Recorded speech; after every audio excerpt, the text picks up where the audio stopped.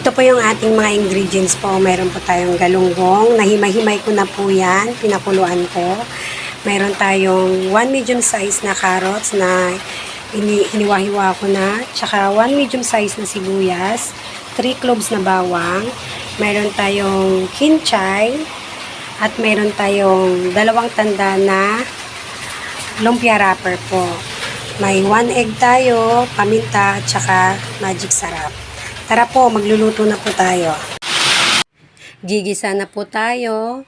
Nagpainit na po tayo ng kawali at maglagay na ng mantika. Ayan, nilagyan na ng mantika. Paglagay, pag alam mong mainit na po, gigisa na po tayo ng bawang.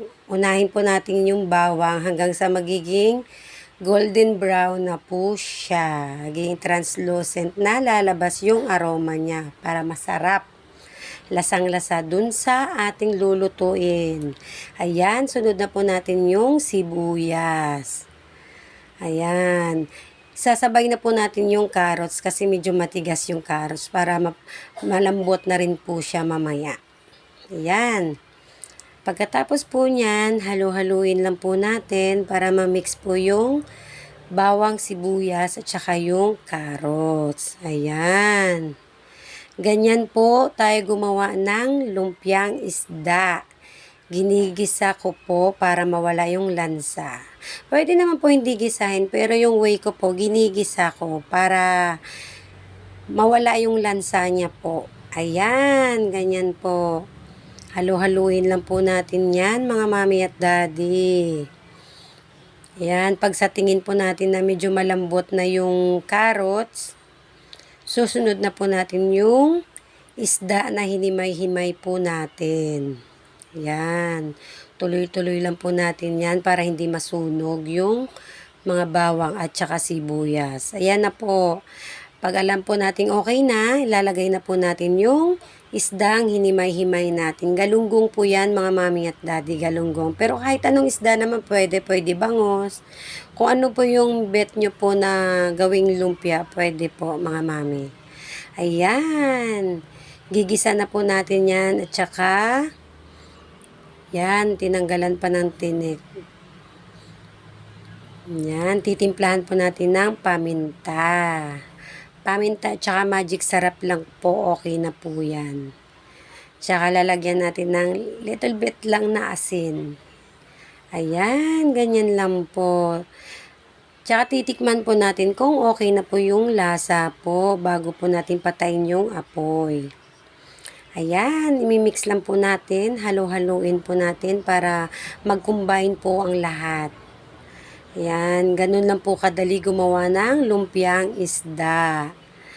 At pagkatapos po niyan, palalamigin lang po natin para mabalot po natin. Ayan, nilagyan natin ng kinchay. Pero pwede naman po walang kinchay. Nasa sa inyo po. May mga nagluluto kasi na hindi naglalagay kasi ayaw nila ng lasa or amoy. Pero wala naman siyang lasa. Parang nagdadagdag aroma lang. Yan. Mix-mix lang po natin yan, mga mami at daddy.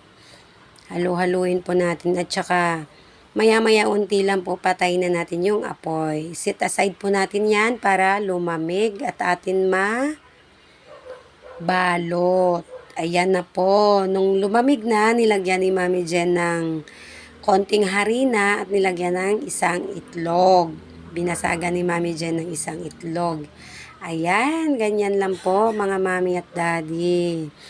Combine lang po natin yan, mix, mix, mix.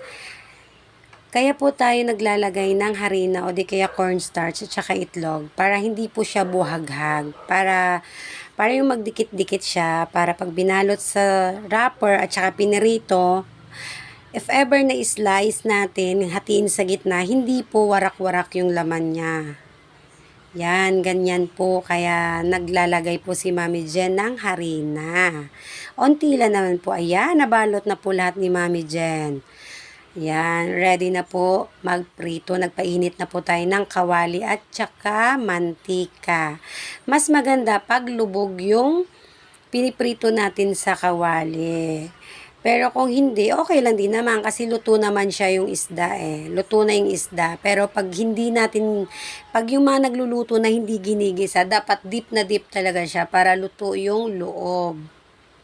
Ayan, nagumpisa na po tayo magprito mga mami at daddy. Ayan, ganyan lang po kadali luto ng lumpiang isda. Ayan, thank you for watching.